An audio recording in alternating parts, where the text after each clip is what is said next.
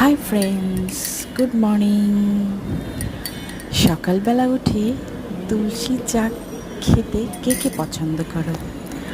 আমি তো পছন্দ করি।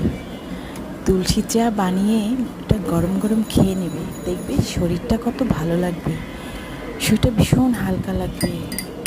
আর আমাদের শরীরে যখন আমরা গরম জলটা খাই, তখন শরীরে আমাদের যে টক্সিকগুলো রয়েছে সেগুলো সব বের হয়ে যায়।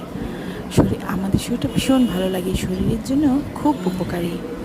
তুলসী চা তোমরা রোজ খাবে। একটা গাছ লাগিয়ে নেবে, তারপরে সেই গাছ থেকে তোমরা পাতা তুলে চা বানিয়ে খেয়ে নেবে। আমি তো রোজ খাই, ভীষণ ভালো লাগে তুলসী চা খেতে।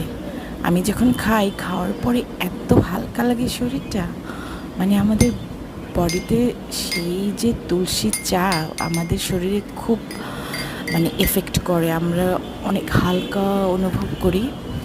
আর যারা ফ্যাটি বেশি তারা এই গরম গরম চাটা খেয়ে নিলে দেখবে কতটা ভালো লাগবে, নিজেকে অনেক হালকা লাগবে। তোমরা রোজ খাবে, শরীরের জন্য খুব ভালো। তো তোমরা ভালো থেকো,